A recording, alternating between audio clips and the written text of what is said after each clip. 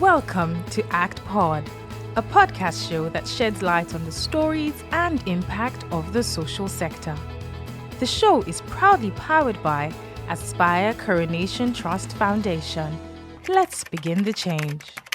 Hello, welcome to ACTPod. On this episode, I'm very excited to welcome you. My name is Omoye, and today's conversation is a unique one. It's usually very unique every time you come on ACTPod. Our conversations are very insightful and very relevant, I would say. And today I'm very excited. We'll be talking about a sector, a very relevant sector. The work that they do is quite relevant to what we do in the social impact sector, in the non-profit space. And I'm talking about the media. The media is powerful in telling stories. I mean, before we started thinking about storytelling in the social sector, I think the media was doing that before us. And so the media is powerful in telling stories and also projecting the social good that we are doing in this sector.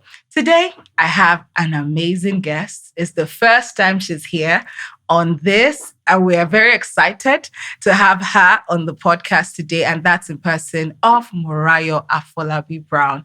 She's the queen of talk. Yes. Thank you very much. And we're so excited to have you, Morayo. Thank you for coming on ACTPod. Thank you. It's my delight and our delight to have you here to have this conversation with you. Currently, you are the head of TVC Communications Entertainment. Yes, as it were, TVC Entertainment. Sorry, you're the head of TVC Entertainment.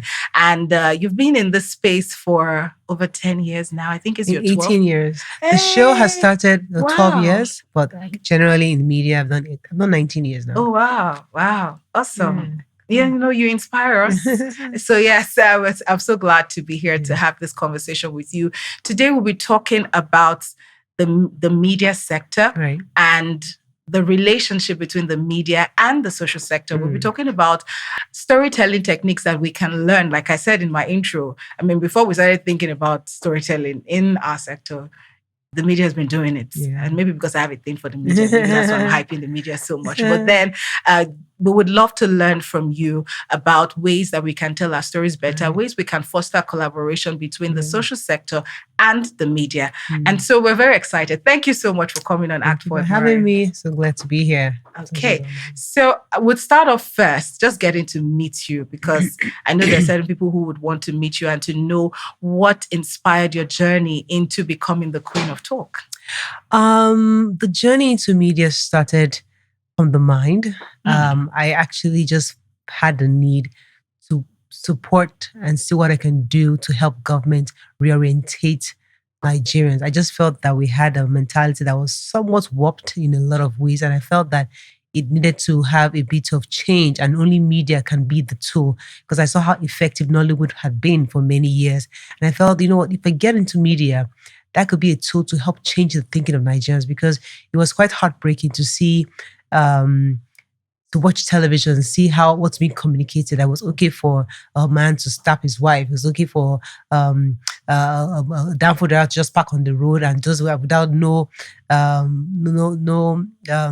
law coming down on him. So it was just really heartbreaking to see how things had been. I just felt like, people just need orientation. Yes. And the best way to do that was media. And how do I plan to do that? Have a show where women can come together and have an expression and say their own views from their own world. Because also women were going through lots of discrimination that had become normalcy, become commonplace in our society. So I just had to create a show where women can express themselves truly and be who they are, and then be accepted for who they are.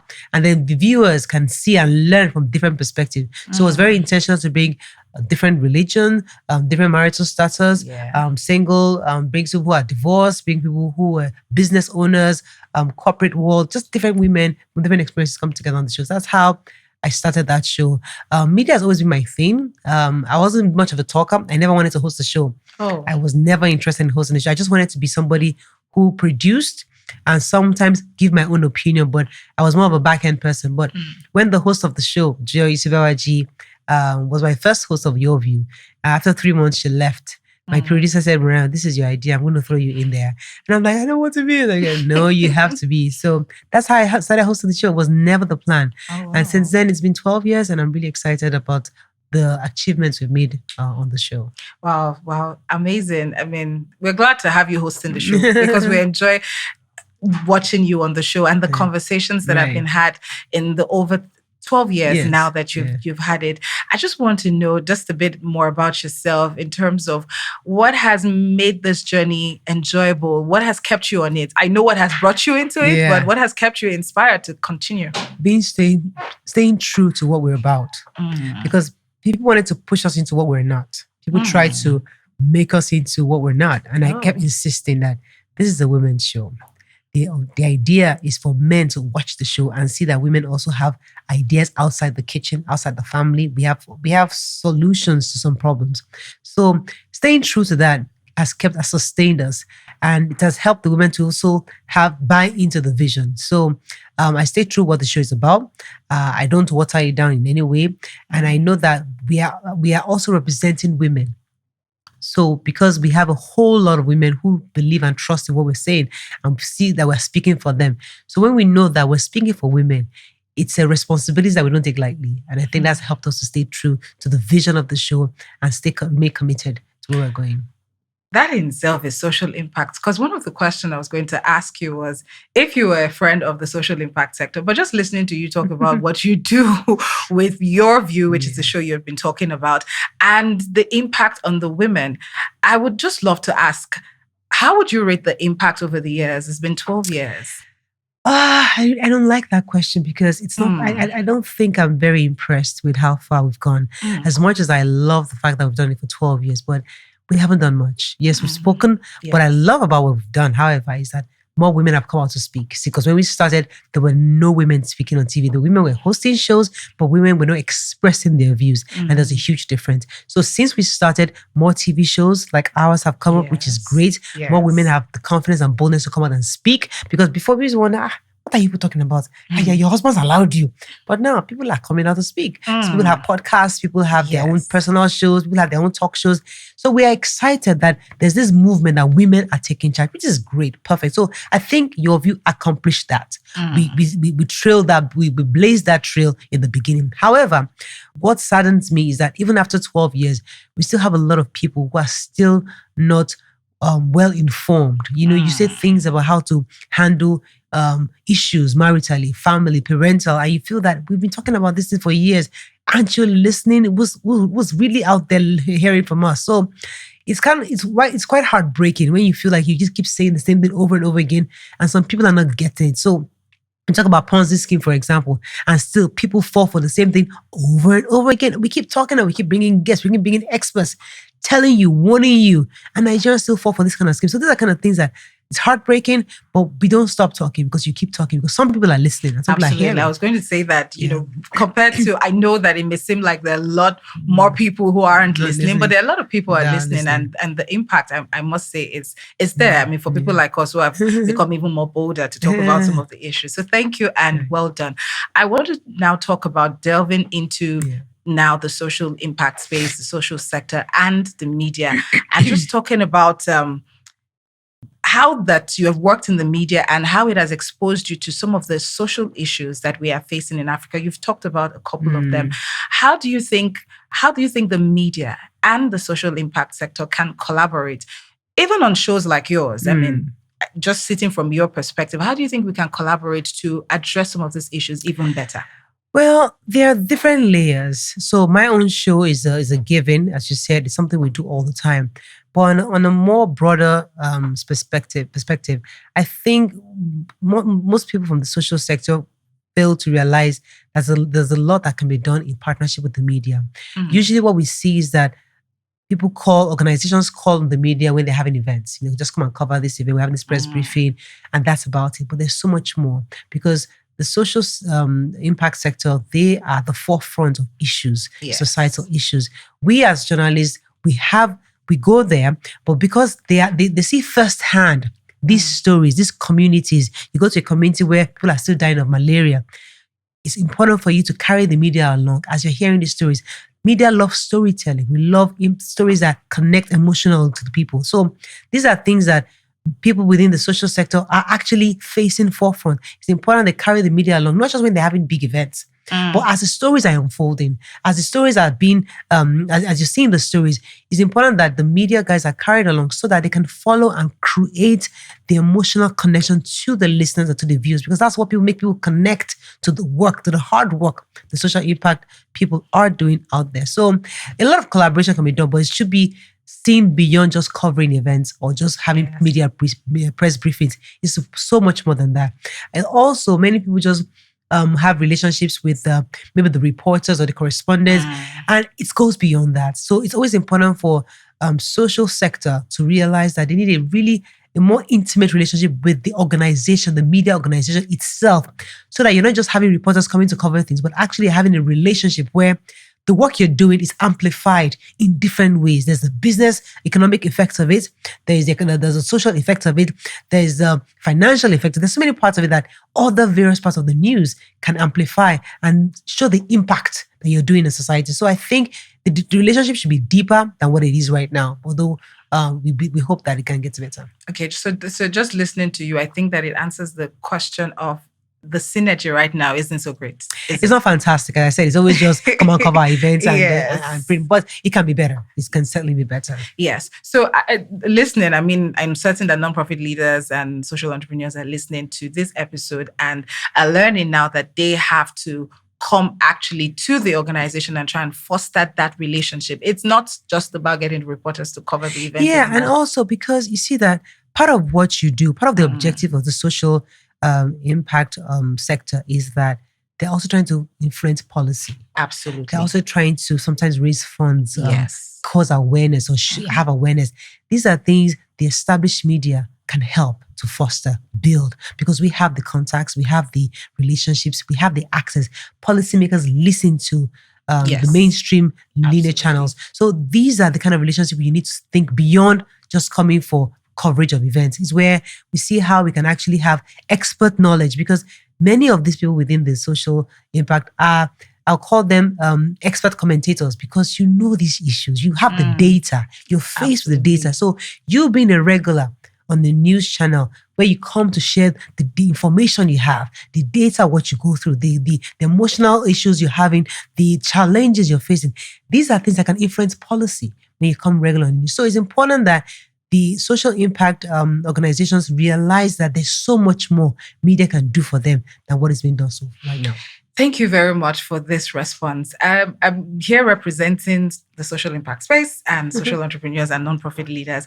And I know that many times we'll ask ourselves about why is it that you're not collaborating with the media, and they'd say, oh, they're not responding to us, oh, they're not really opening their arms to us, oh, they probably are more interested in some other sectors than they are the social sector, as it were. But then listening to you say this, I think that it's reorienting our minds. However, the question now is, how can we foster this collaboration? How do we make it happen? You currently are heading TVC Entertainment, and I know that you can see things from the leadership perspective in the media space. How can we foster this collaboration? So usually the best way, I think, is what you've done so far. I think where the leaders of both organizations have a cordial relationship.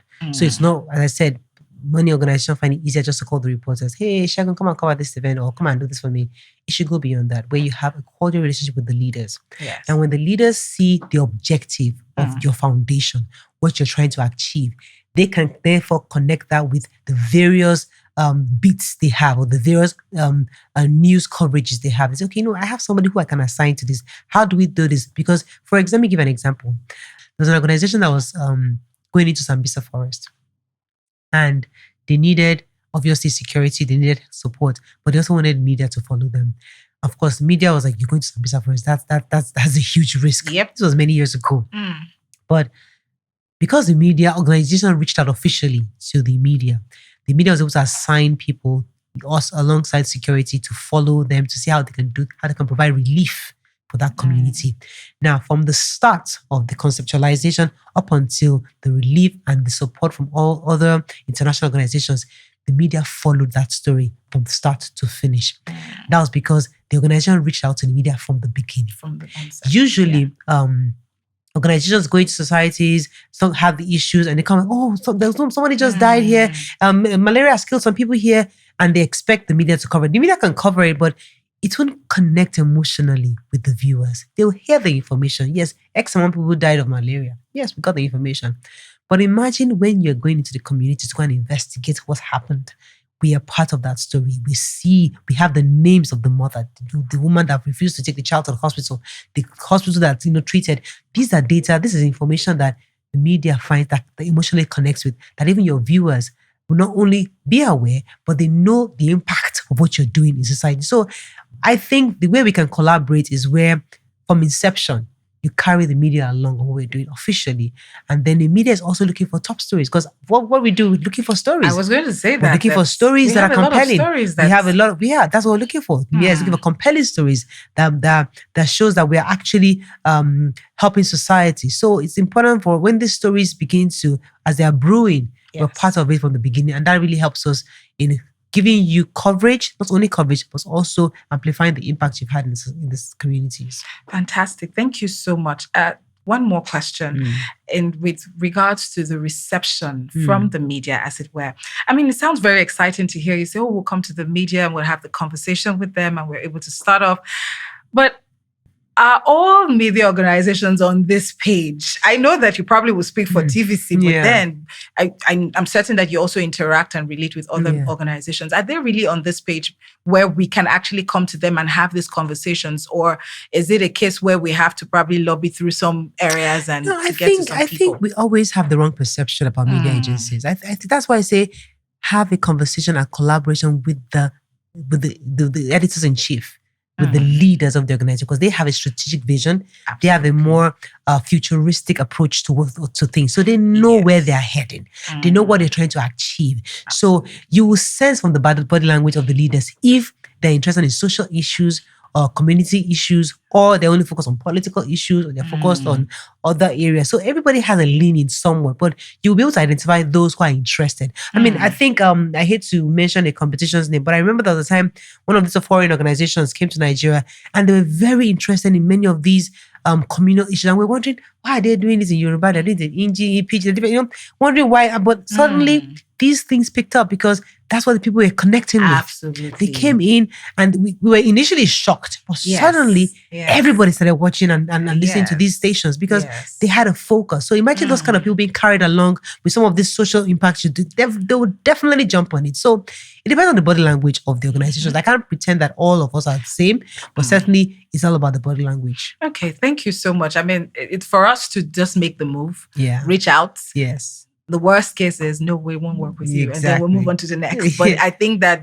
if you reach out doing political system, they might not answer you. Because they're looking for so we have to be mindful of when we're reaching. So please, non-profit leaders, take note. Please don't reach out during political seasons. You have to reach out when you know that they are more open to stories like this. And thank you so much. I think that for those who are listening, it would help us view the media better and look forward to approaching. Another thing I like to say from Fariko is data. Data is king. And a lot of media loves data.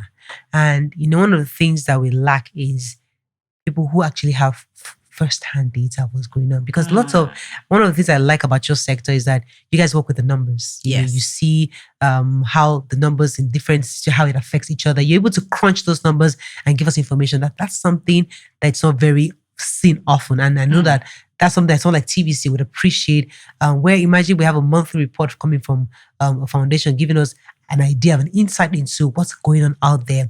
These are information that can be very useful in news coverage. These are information that can be useful to our viewers. So there are other ways, aside from just covering, or there are other things that you have that the media definitely needs. And we think that it can help us work together going forward. Okay, thank you very much. I think we've taken note of that.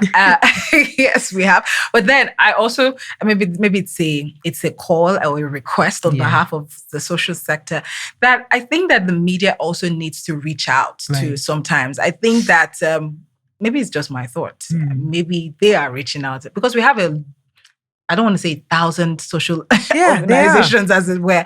So I believe that the media is working with a number of us, and I hope that they'll be able to even reach out some more, and we could collaborate because together.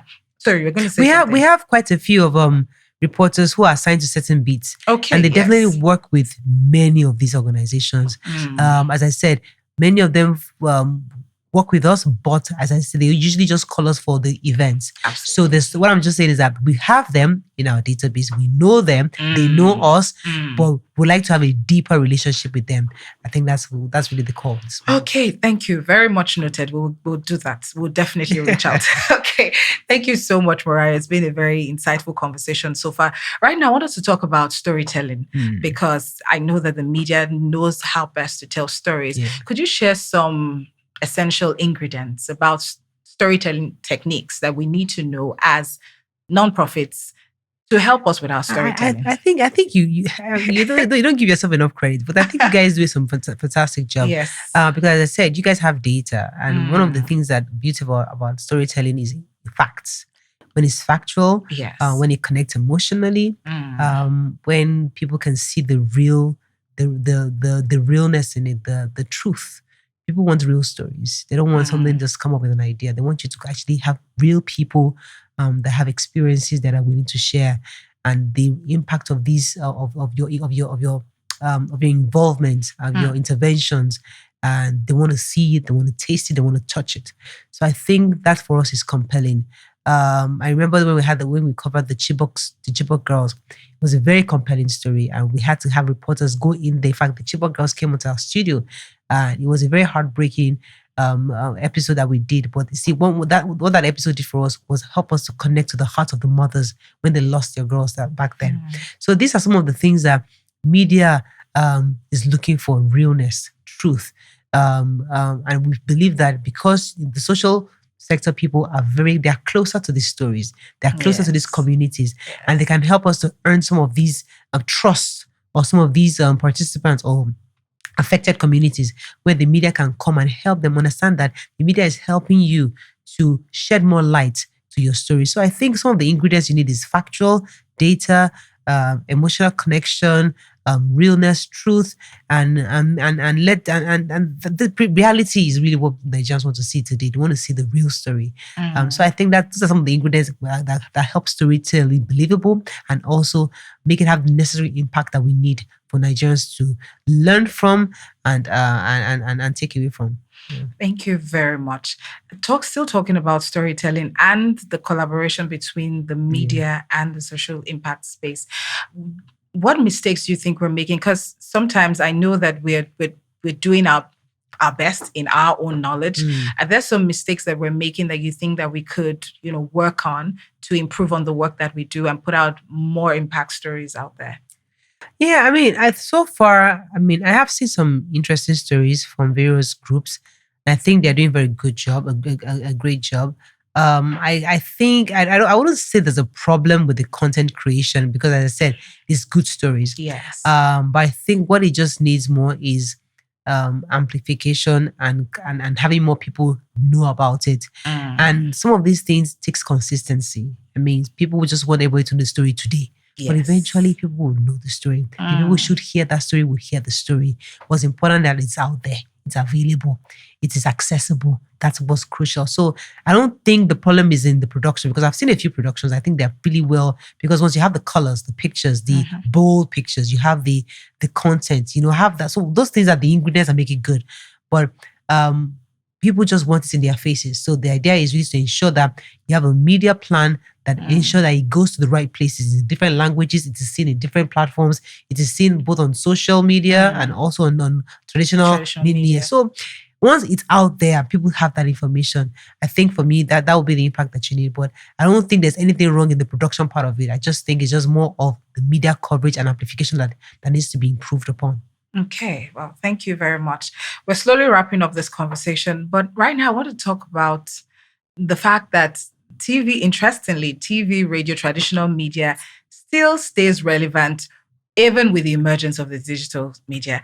I remember when digital media was emerging, we were pretty scared a bit for traditional media, and we're thinking it was going to phase out, but somehow it has kicked up, and it has also moved with the times, as it were. And so I wanted to ask, how are you evolving in terms of and you're representing traditional media, as it were? How are you evolving, and how can we, as the social impact sector, partner with you or work with you with this traditional medias as well as incorporating the digital media? See, I like that question. Let me tell you why I like that question. Because my channel, TVC Entertainment, is number one on terrestrial. Yeah. We are the number one terrestrial channel in this part of the country. And one of the things I take pride in is that if you want TV where the locals, people are watching, it is my channel. Many people are watching cable. Many people in the B class are watching A class. But the grassroots, the CDE, are watching my channel. And that's something I don't take lightly. Now, for groups like organizations, social impact sectors, they need to work with people like me, because I work with the people. People watch our channel. So I'm not particularly worried so much about this online. Online is for the policymakers, online for the sponsors to see what you're doing. But the real people who are going to be having the impact, who are going to be receiving the impact and knowing of your existence and talking more about you and projecting it more, are the grassroots, which are the people that watch my channel. So traditional media is extremely important. And one of the things I've argued in the past is that even though we have social media and AI is coming out, we understand that these traditions, we are not there yet, especially as a nation, as a continent. We're going fast, but there are people who are still going to be watching the local channels. And I think if once we recognize the importance of that, we know that the work we're doing is being seen. So there are different levels. There are those who go on the social medias, digital, so that you can get the sponsors to pay you. Absolutely. So you can get the politicians to see you, policymakers. But when it comes to the impact, the people are going to be getting the impact of what you're doing is our people. And that's where terrestrial media is still extremely important. And my channel is one of the key channels in that area. Absolutely. Because, we've had several conversations within the social impact space and the question around the relevance of the media, as it were. But I think we know that if we really want to get the impact to the people that we are serving, we have to go through the traditional media. And it's very, very important. Thank you so much for spotlighting that and for the amazing work that TVC is doing and you are doing, especially with your show. At this point, as we're wrapping it up, we just want to end on a very light note. And basically, it's just a fun fact question. And the question would be basically, if you are not doing this, if you are not being the queen of talk. I will be a housewife to a rich man. To a rich man. I'm telling you, I will be a very. I love the idea of being a housewife. People don't get it. Interesting, because not many women love that. The idea, just wake up in the morning. Wow. Do some take the kids to school. Do some exercise. Make breakfast. Take a walk, relax, watch a nice movie on Netflix. Know that your account is sounding. You can go and be doing some online shopping here and there. You can even do some online business. It's fine. You can do some stock exchange thingy. 2:00, go and pick up the kids to school. Come back, make lunch for them. Enjoy. You look good. They have a spa appointment. You have a. I'm already dreaming it. Please. And you won't get tired at some point. I won't get tired. Are you serious? You keep telling me I'll get tired. Let me do it first. Let me get after I become a housewife. After I don't get tired, I'll not tell you I'm tired. But let me do it first, because honestly, this work life here, just waking up every morning. I have to be on the show by 7:30. I have to be on set by 7:30. We have to do makeup. You got to read papers. You got to do all that stuff. Then you have to do school runs. You got to pick up the kids in school. You got to. Oh, it's a lot. It's a lot. So sometimes I'm like, you know what? I just want to be home. Yeah. Be kept. Well, I understand that, but well done. We love what you're doing. It's impacting lives, and we're so grateful to have you on this podcast. Thank you so much, Morayo, for coming on ACTPod. There you have it. Today's conversation has been very insightful, especially for us in the nonprofit space, nonprofit leaders. I'm sure you've heard various ways that you can now collaborate. No longer should we sit and wait for them to come to us. It's time to take the conversations to them. They're waiting for us. And so I hope that as you take some of these lessons and we begin to implement them, we'll see the results in our relationship with the media.